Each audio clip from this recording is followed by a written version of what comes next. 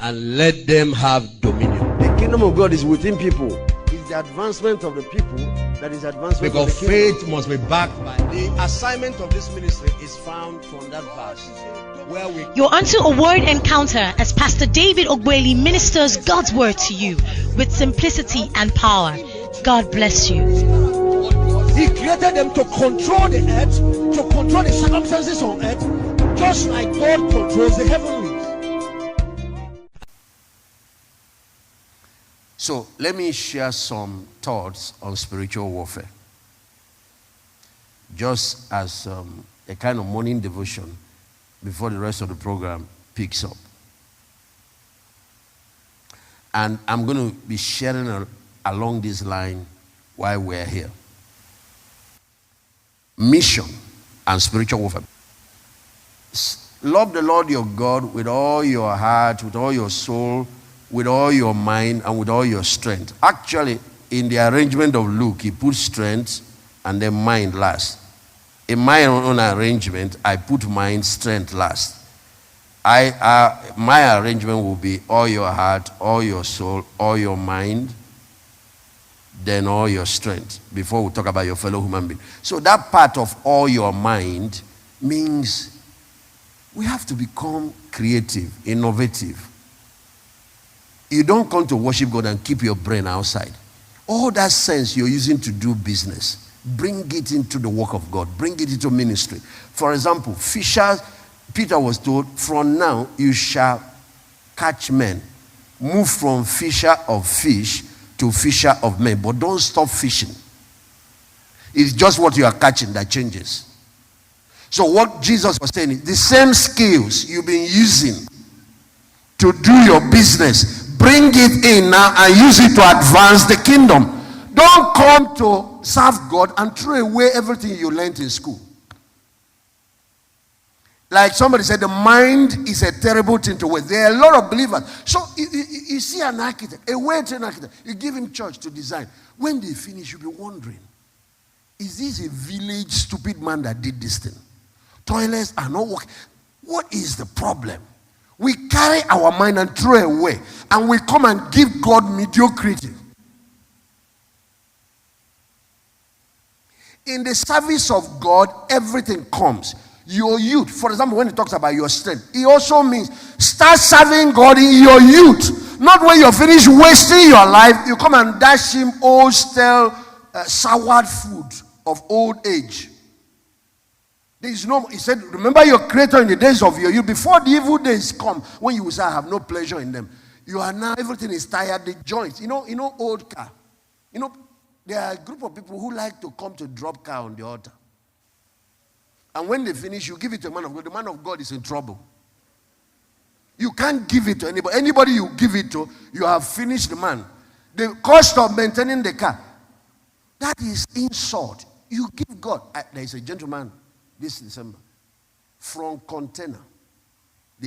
We sent our people to go and open the container and brought the car. That's a gift to God. That's the kind of gift you give God. Even if he's being used, but something that is healthy. Watch the Old Testament. He warns them, don't bring a blind goat. Don't bring the one with scurvy. Don't bring the one ibidal. Nankafoto. Please interpret it for my brothers who are from other parts of the country. I'm even trying to convert Ibi in English. Hainea. Don't bring the one that is. God say you bring it, I'll cost your blessing. You came to insult me. Go and offer it to your governor. That's what he said in the Bible. Will he be pleased with you? But it's the same thing with give the best of your youth, the best of your time, your strength. Service of God is not after I've run around business and all that. Then, once in a week, you just walk into church, days looking like whatever. Give God one sour, whatever, and then you'll be the one checking the time. Are you crazy? God should be first in the day. God should be first in our lives. God should be first in everything. The first tone is that there is another level of commitment to God that must drive every other thing. And remember, that is the first commandment. Then, of course, when you add loving your neighbor, you have mastered all the laws and the prophet. That means the whole Bible is summarized. You see, all these many sermons you are hearing is summarized in that message of yesterday. And when you add the second part of it, what is the greatest commandment? The whole Bible. You remember your creator in the days of your youth, because it's young men that have visions. Old men dream. A dream is you see a future, but you don't have strength to pursue it. A vision is that you see it when you are still vibrant and you can do something about it.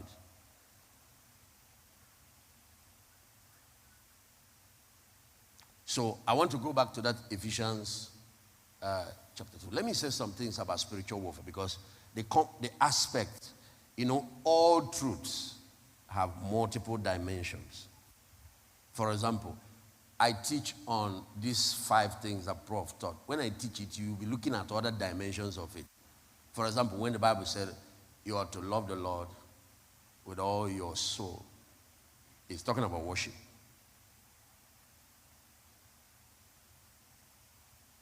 Talking about being deeply in love. Like when you first met a girl you love, and how love possesses a man's soul. You are thinking about this girl in the night. You wake up in the morning. Until you talk to the person that day, you have not started. It's talking about intimacy. So all truth, the wisdom of God is multifaceted. It has dimensions. So I'm going to talk about the same subject, but from the angle, because God has been talking to me about this issue in recent, and of course in Dubai, this was one of the major issues we had to deal with. I was on this subject, and I wish I can get those tapes, because the hand of God was heavy upon us in that nation. There are 3 dimensions to spiritual warfare. There are some things I will bring about spiritual warfare in this conference. There are 3 dimensions to spiritual warfare.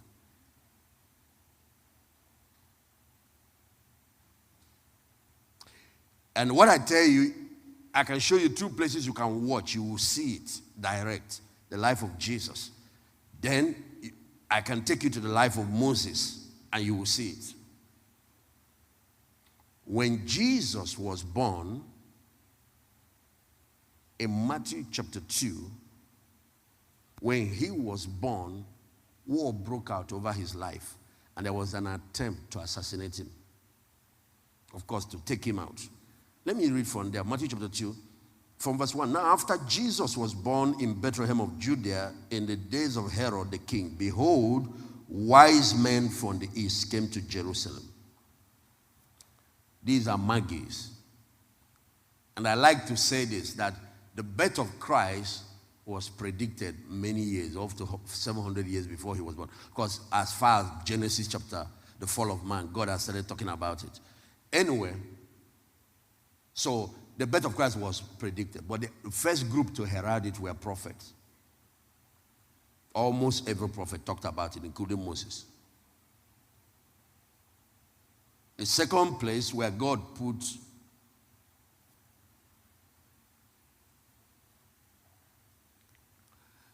that information and made an announcement, he gave angels the privilege of announcing that news. Around the time of his birth, angelic activities got out of hands. Of course, we know about the one that went to Mary. We know about the one that went to Zachariah. Even the one that went to Zachariah, after talking about the birth of John, mentioned what John was coming to do. He was going to go before the Lord to prepare the way.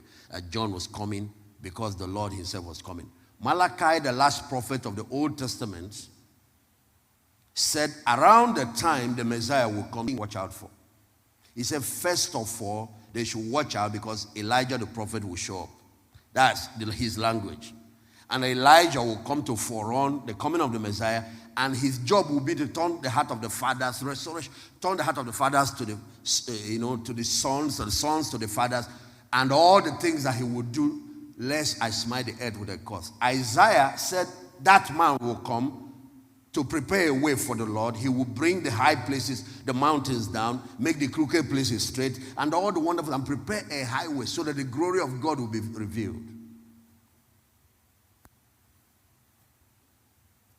As at the time it was going to happen, angels came into operation. So I want to say this. When it comes to the gospel, I have searched the whole scripture. There are only two groups, agencies that God allows to bear it. Men and angels. Now, I know I'm probably shocked you because I'm sure you heard it in my tapes that angels don't have the privilege of preaching the gospel. That statement is true. The truth is, in the dispensation we're in, they are not given that privilege. As you read the book of Revelation, you will get to a part as the end time event, the unfolding of gospel and the winding up of this earth. After the rapture has occurred and the tribulation season and the Antichrist, you will see angels coming in to play a role in this project.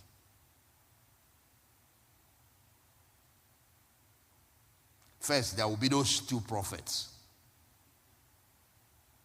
the two olive trees. And then it gets to a point that angels come in. But right now, in this dispensation called dispensation of grace, until it ends, dispensation of the Holy Ghost, angels are not given that privilege. It's you and I. The implication is, if we don't do it, it will not be done. The plan of God can be hindered, even though it cannot be stopped. It can be delayed, even though ultimately it cannot be stopped, because God will have his way. But what will happen is that he will find somebody else, and sometime a generation missed their time, and he will raise another generation. What he did with the Joshua generation, he planned to do with the Moses generation, but a whole generation missed their destiny. So ultimately God will have his way, because the purpose of God cannot be stopped, but it can be delayed. And when it is lost to a generation, the price that generation will pay is too costly. Look at the Jews. The Messiah came for them, and they missed that moment. Do you know what it has cost them? 2,000 years of being scattered all over the world. They've gone through the worst experiences in human history. Holocaust and all kinds of things. Jerusalem was destroyed. The Jewish nation was destroyed for missing God 2,000 years. Eastern Nigeria missed God. The revival of the 70s just ran for a while and they missed it. It has cost us almost 50 years now. God has just returned back to give us a second chance. That's why we're here. That's why we're here. There are things you're going to learn as we go on. He's going to give the East a second chance now. But the people had to be prepared, because when people don't learn from history, they will repeat it.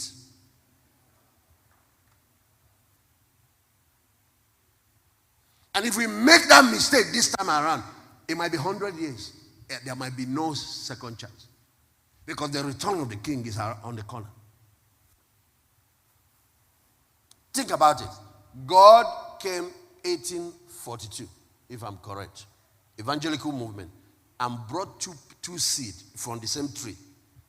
You know, you pick two pieces of orange seed from the same tree. So it's the same thing he planted. And planted one through Badagry in Yoruba land. Evangelical movement. And then came through Calabar and all that plant through River Niger and planted one in eastern Nigeria. Southeast then is called.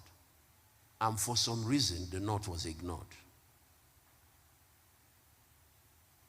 Over 100 years have passed. We'll look at the results. The seed that dropped the other way has given God tremendous harvest. Here, it has barely done well. Because that evangelical movement, you know, it is Protestant Reformation that started in Europe that was brought to us here. Thank God we have schools. We have churches, from Anglican Church, Methodist Church, Presbyterian Church, because every movement will bet organizations. And this one now will bet some organizations. Thank God for many of the schools, as many of us attended, were bettered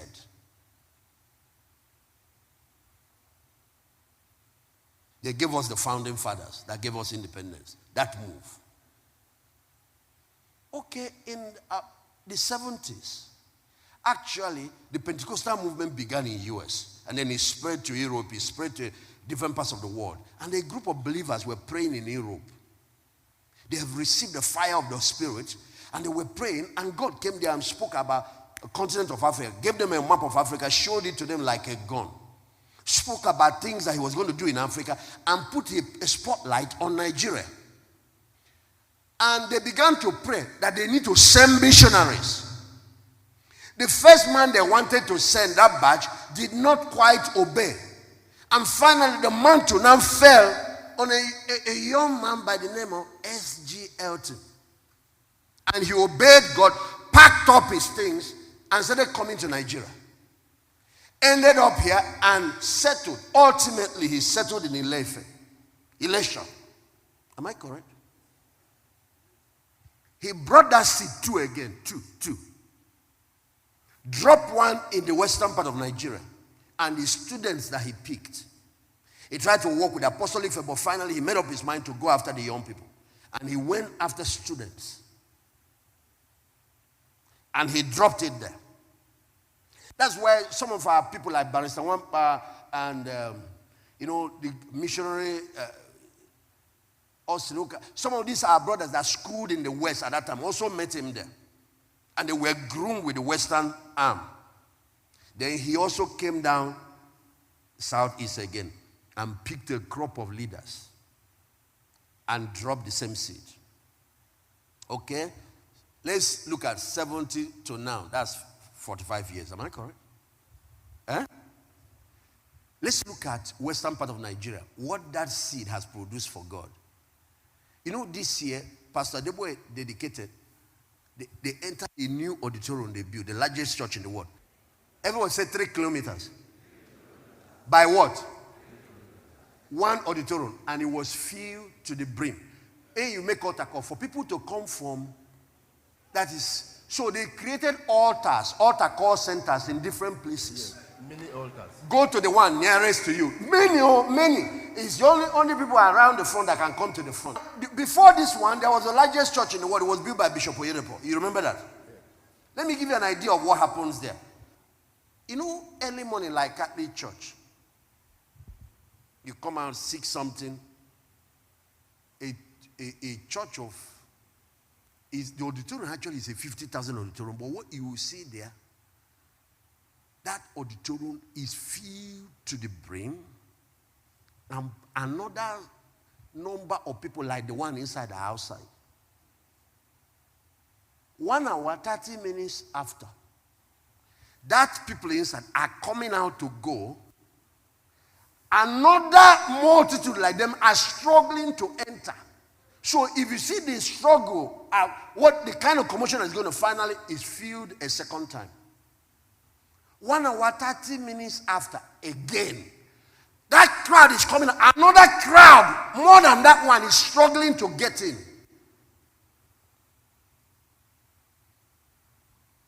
1 hour, 30 minutes after again, that third crowd is struggling to exit. And another crowd, bigger than that original one, are struggling to get in and take their place. 5 times in one Sunday. Watch. The same seed was dropped here. This is what he has given God from the western part. Here, the east is decimated. If you notice, the ministries that are doing well here are the ones that also came from that part down here. This generation will make the same mistake unless they are taught. That's part of why God is giving us the kind of responsibility he's giving us. Because, look at Papa Kumuyi at that age. He is going crusade after crusade. If I tell you how many crusades he has done this year, there is no month Kumuyi is not in the field with the largest stadium. What he did in Lagos was a whole 2 weeks. Surreal stadium. Filling it every night.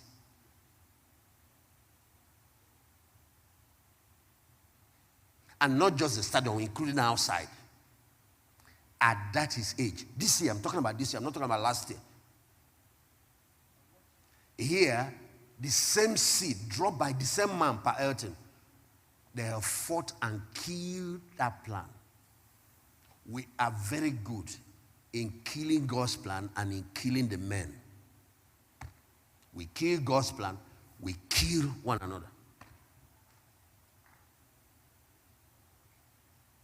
You go there, you see what Jesus prayed about, that they might be one. How the power of unity is helping to advance the cause. You see the opposite of Jesus' prayer. Where Jesus' prayer is not answered. Where everything scatters. Rebellion of all types. Because the kingdom cannot be implemented without unity. Never. All those your individual thing, you create where 2 or 3 are, where, and you know,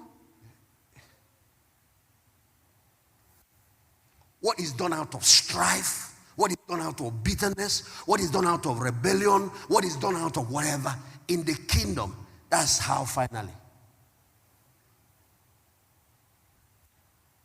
So when Jesus was born, I was talking about how the message was announced. Prophets did their part, angels played a role, and the last group was the heavenly, the zodiac. God, one day we'll talk about, I'm sure one of the prophets might touch on, see the star, the moon, and the sun. They are satellites. Before man started inventing all these satellites, God has invented satellite long ago. They keep records. They do all sorts of things. One of them just lowered a little just to announce the better. The question, can you read that sign? Do you know what it means? All these things are created because the heavens declare the glory of God to play a role. Having heard from God, and they picked divine guidance, direction from God. Because in spiritual warfare, intelligence is everything. Divine intelligence is everything. Anyway, they got to Jerusalem, but they went to Herod. They went to Herod. They went to Herod and unveiled God's plan. And the man gave them he even called the priests, the scribes, and all of these people to find out the particular city where the Messiah will be born.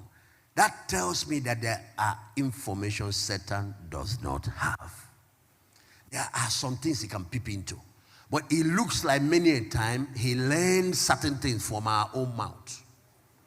And we give him the weapons he's going to use against us.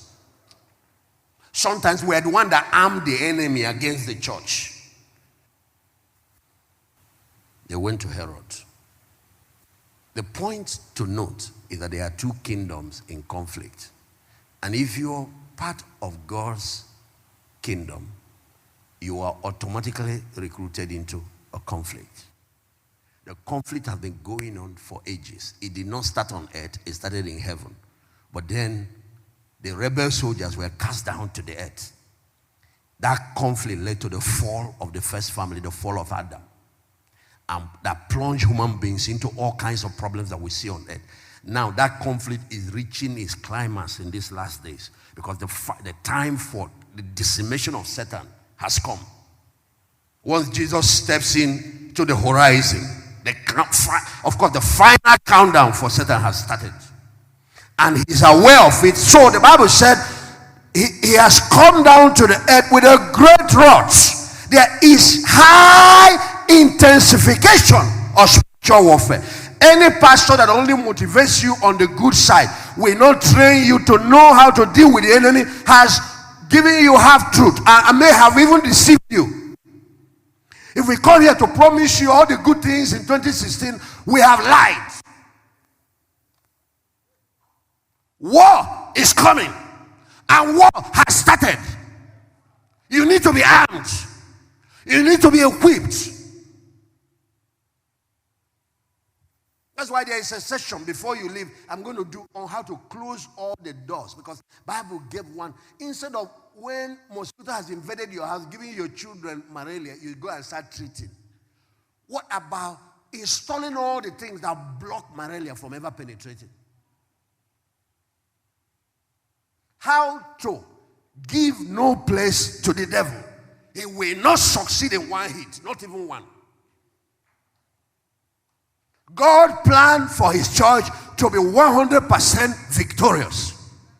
He didn't plan for us to be defeated sometimes, we win sometimes, we rise sometimes, fall sometimes. No.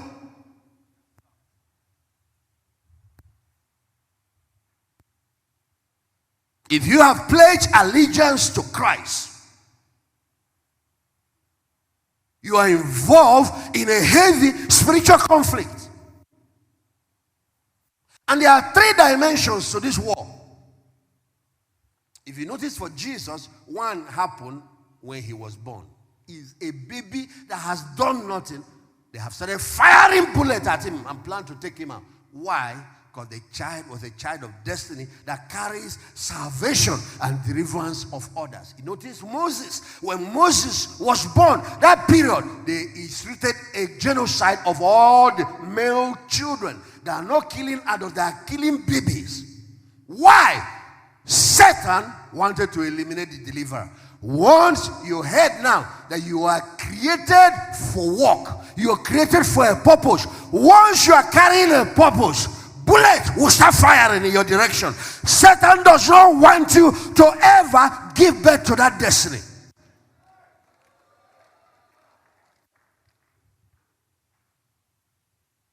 And there are 7 predictable ways where he will fire. There is no 2 ways about it. Maybe I will talk about that later another time. But so sometimes somebody says, why? Why all this? Why am I facing all this problem? Because you are carrying a destiny. Because you have aligned to the King of Kings. You have joined an army. You might not be aware. A soldier gets conscripted, has collected a uniform, and is still operating like a civilian. You will lose your life. You don't carry your gun. Okay, yesterday night I saw a mopo, one of our mopo. And I said, are you here on duty? Because I saw him on suit. The first time I'm seeing him on suit. You here on duty or for program? He said, for program. I said, what about your equipment? He said, I left them at 2. I didn't come with them. A mopo is always what? A soldier is always what? Even when you say you are relaxing, you're going on holidays. Even when I go for tourism, maybe you finish your program, my antennas are very high. You can't give space to the devil. You decide to be unwatchful instead of obeying God to watch and be sensitive. Some watch movies. Sometimes when an army has finished a battle, they have won, and they are in a relaxed mood celebrating. That's when the enemy do the counter-attack.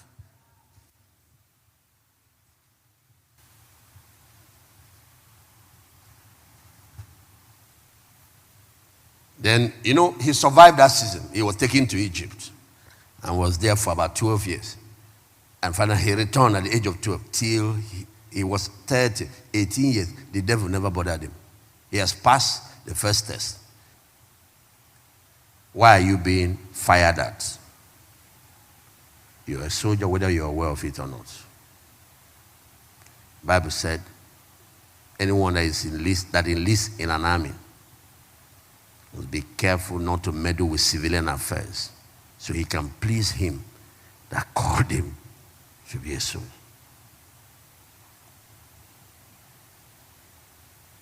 He said he died for all so that those of us who live should no longer live for ourselves. It was for him. The mission comes before any other thing. In the army, they understand that language, mission. When a mission is there, get the job done before you tell any other story. Go capture Saddam Hussein or Bin Laden, get him eliminated.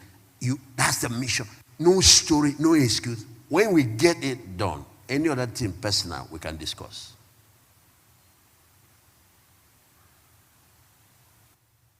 I love what Prof calls it no excuse leadership. That's how the kingdom of God operates. That's why you notice judgment parables that Jesus gave. There are those servants that will give excuse. And the punishment is usually tougher after God listens to the excuse.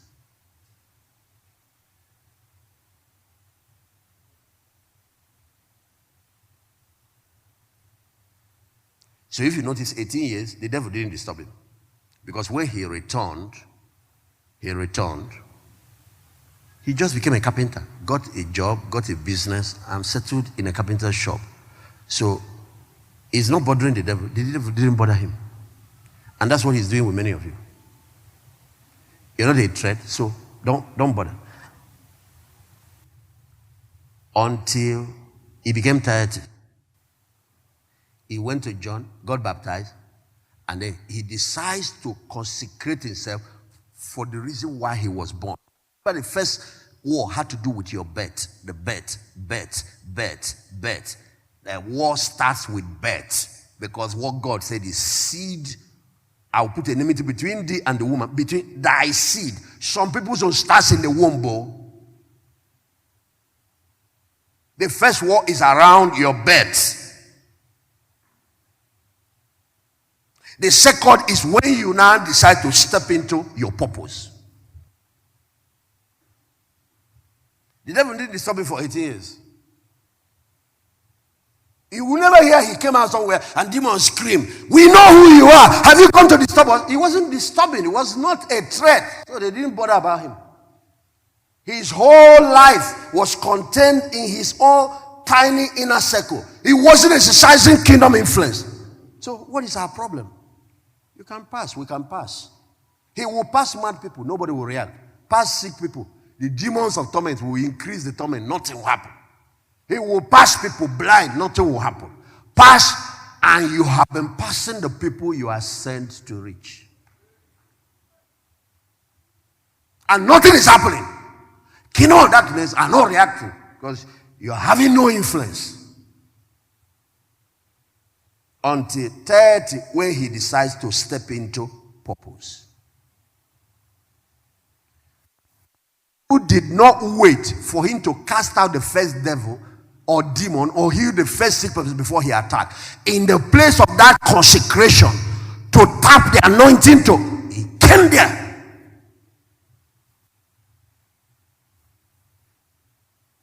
If you notice, the final was towards the end when the ultimate sacrifice was to be made.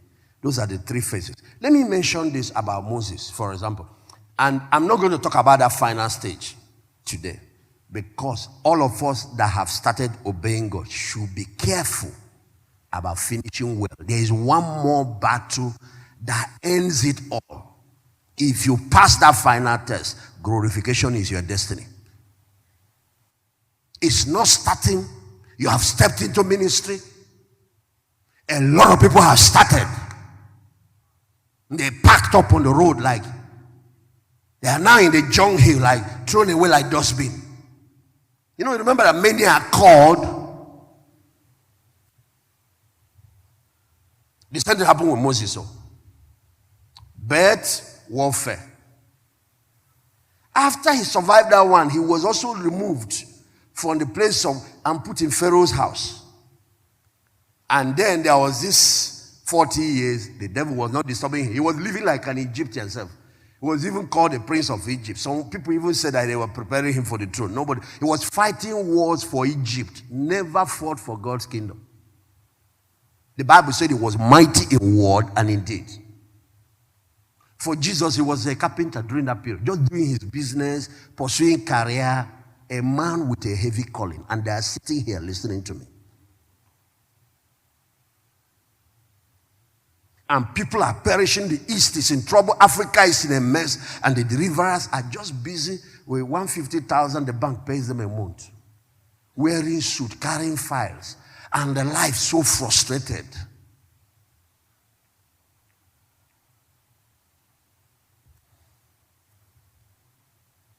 Then 40.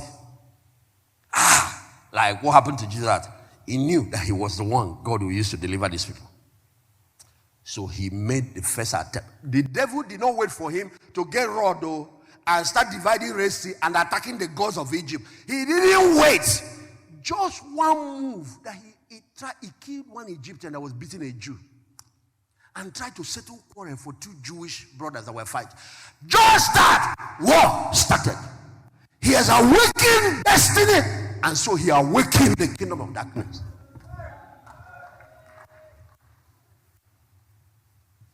That war of destiny took him till he succeeded in bringing those people out. All the series of encounter he had with God, the challenges of preparation in the wilderness, and he succeeded in bringing them out. The final one, like Jesus' one from Gethsemane, even before Gethsemane, you notice that someone like Peter, Satan has taken that one over, tried to derail him. You notice that like Judas in his inner circle, Satan has penetrated at that final step where he has to do with finishing well, completing the assignment, because he's healed the sick, cast out demons. But the ultimate goal he was supposed to score is to lay down his life on the cross for man's redemption. At Gethsemane, the walk toughened because the flesh came up. Let me put it that way. Let me put it self. And he conquered self there and submitted totally to the Father. It was at Gethsemane he won the battle of the cross. The end of spiritual warfare is self-crucifixion. Can I say it again? You see, you will keep fighting till the day you are choose to die. Once you reach a place of complete surrender and self and dead to self, there's nothing else for Satan to shoot at. Dead men, there's nothing else. Who else will you do to a man that is already dead? Obeying God unto death. A commitment.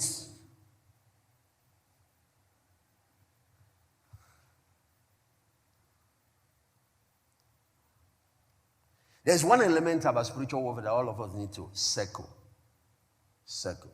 We'll talk about the three enemies of the believer. You have the first S, Satan. You have the second S, is self. Circle that one is the most deadly enemy. And the third is the world. You can defeat Satan and still lose the battle. There are people that have done mighty works, cast out demons, pull communities, change whatever, and still, like Samson, you can fight, kill Philistines, and still, what defeated Samson was not the Philistines, it was self, the flesh. Is the deadliest. Satan is not the worst enemy. That's why some people say your worst enemy is you. What they mean by that is not the recreated you. It's talking about the flesh. Self-will, self-ambition, self. Find the opposite of each of those self, like self-abasement, self-sacrifice, self-crucifixion, and you find the keys to victory, ultimate victory. You can finish exercising authority, binding all the things, and end up in chains.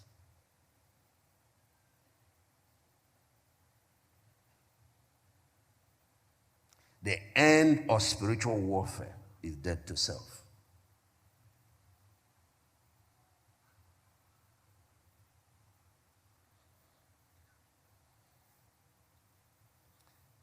Because we have those three enemies, majority of the teachings on spiritual warfare focus on the devil.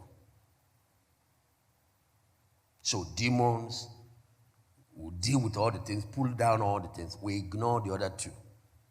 For example, you have the world, Babylon, the world system. At the fall of man, Adam, by opening door for Satan, a new system came in here. There are now two kingdoms. But by the time Noah's world ended and the flood, and a new order began, a man by the name of Nimrod now institutionalized Babylon. The world system now is a very solid institution.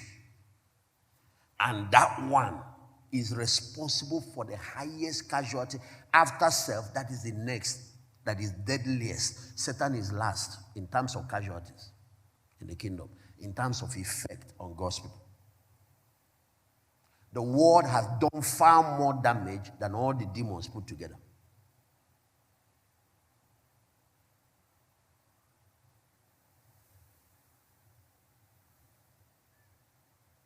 If you go to America now, you see decimation of the church.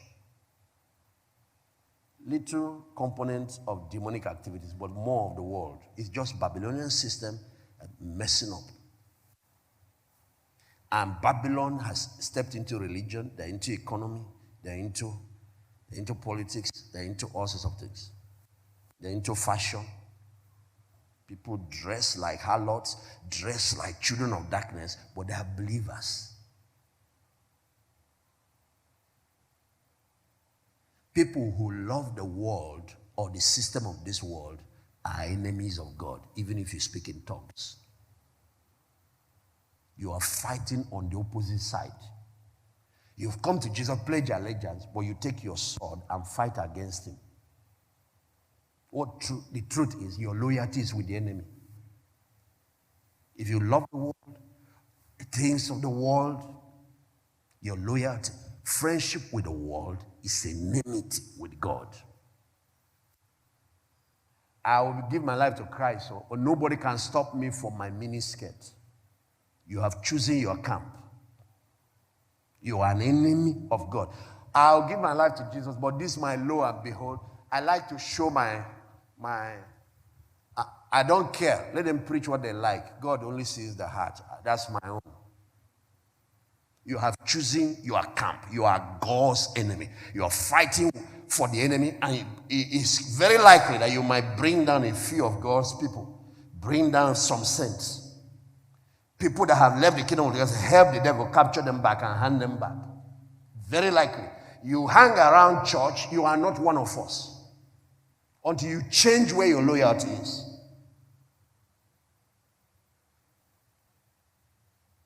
I just mentioned that one. Oh. This worldliness thing, you see some people, where their money goes. Some of the articles Satan bring is your money that is sponsoring it. Do you know how porn stars make billions and millions? You heard they are paid, they are rich because of the people who patronize the product. Where does your money go? Where is your money going?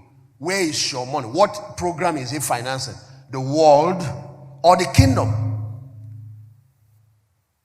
You know, because you see, if we only look at spiritual warfare, and we need to look at the three, it's a triangle. Spiritual warfare is a triangle. So you can't leave any out.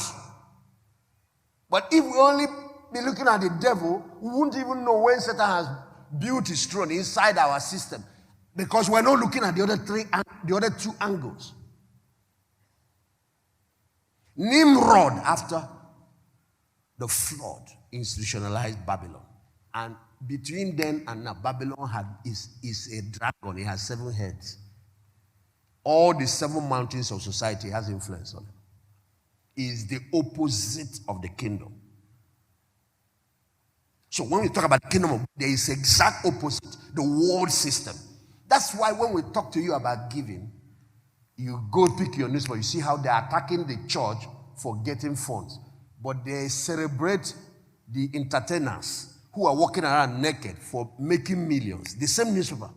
You see them celebrating all the whatever who are walking around, the Jezebels, for hitting all the water. But the man of God was given a gift of a car. Babylon declares war on it. They don't want the church to have anything. They don't want the church to get anything. They believe that the church shouldn't have nothing. But all the resource goes. And some of you here think like that. In your mind, your pastor should not have nothing. In your mind, let them not talk about money here. You are an enemy of the kingdom. Your money is fighting for the enemy instead of fighting for your Lord. You pledge allegiance to Christ, but there is nothing showing that allegiance. If you don't change, hell is where you're going. All God's enemies are ending up there. Profession is not what makes a Christian. Lord, Lord. No. He says those that do the will of him. Listen. So you even see believers that supply them information to write against God's people. What are the 3 battles? The first battle is the battle of salvation. The warfare involving bringing people out of Egypt. That is getting them born again into God's kingdom. Maybe I should say it this way. What really makes the devil mad? First is when souls are snatched for his kingdom, he will fight. So I use the birth of two deliverers to illustrate it, but really it is when you are being born into God's kingdom. I'm not canceling out that there are warfare around real birth, natural birth of people who carry certain kind of ministries. It's the truth. But I want to talk about the battle that is involved with pulling people that are in the kingdom of darkness out of Egypt. Go and ask Moses. All that Jesus faced was because he came to deliver us from the kingdom of darkness, deliver us from sin. If you know what it took to finally have your eyes opened, why is it that for 13 years, anything about the gospel you didn't? You were a prisoner, you were a slave. Your eyes were completely blinded. That's why those of us who are in the war to get people saved realize that you're dealing with blind people. You're not dealing with people who see at all. Maybe it's short-sighted. No, they are blind. The enemy removed the eyes. So you can imagine the miracle required to open those eyes. You are not just dealing with blind people, you're dealing with dead people. They are spiritually dead. So that's why you don't disciple unbelievers. You disciple the ones that are alive, you feed them. The unbelievers need to be quickened from spiritual death. If you want to know what gets the devil mad, is when people leave his kingdom, souls are being snatched out. He will fight the people that are responsible for that. Moses, you are going to have conflict. You, the soul winner. And of course, he will also try to fight the people that are leaving to make sure he gets them back. That's why after people answer altar call, don't leave them all, it's not over yet. If Moses has been born, Pharaoh has a decree to get the child eliminated. He couldn't stop it. Look at Revelation chapter 12. The woman was pregnant to be delivered of the man child that will rule the world with a rod of iron. The dragon was there waiting to kill the baby at birth. But even after the baby has been delivered, he didn't stop the process. Both the woman that is bringing the baby and the baby she's bringing were under heavy satanic assault. So both the deliverer, the person that is witnessing to bring souls out, and the young convert should bring out.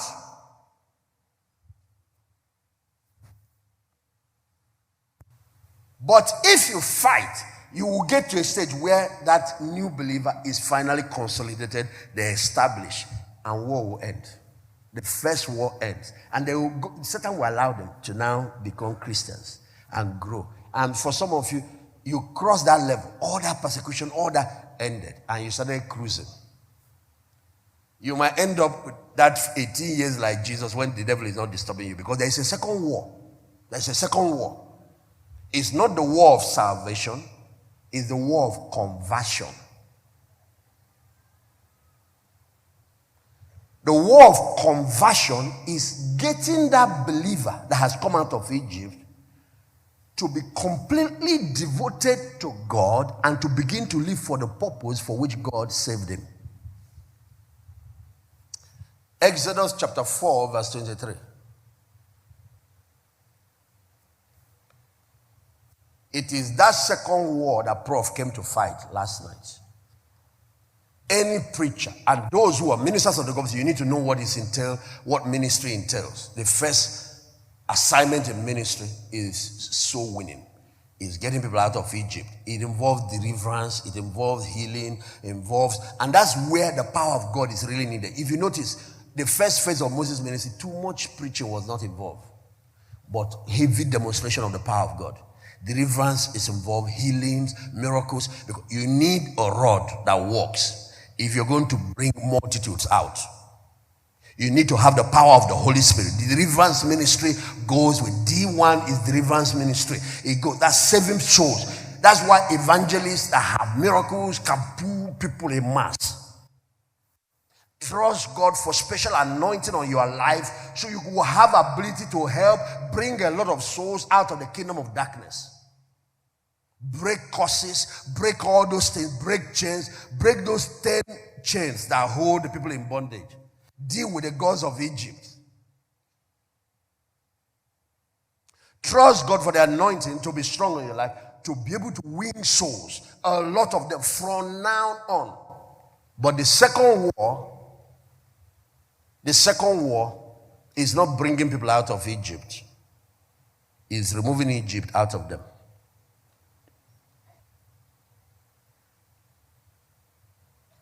So the third dimension to spiritual warfare.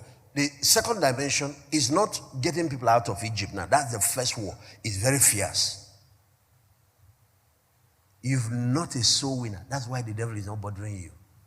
That's why you are living like a civilian. You don't know what's happening. And then when those of us who are in the battle get a little heat, you become a commentator. You write in a newspaper, you say what you don't understand. When you are a soldier, you are in a battle, you will have compassion for your fellow soldiers. When you see Pastor Glory will tell me, bomb explode, because they are in the north, in the battle where the stuff is happening.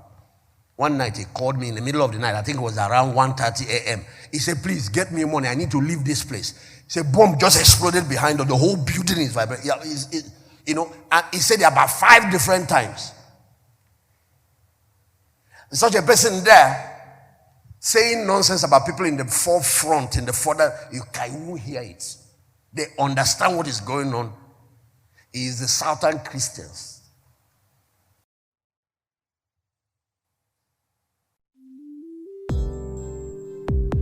Have you been impacted by this message? Please share your experience with Pastor David Ogbueli. Email address dominionimagemedia@yahoo.com or call 017926879, 0803 435 7959, 0803 590 9900, 0805 315 3823.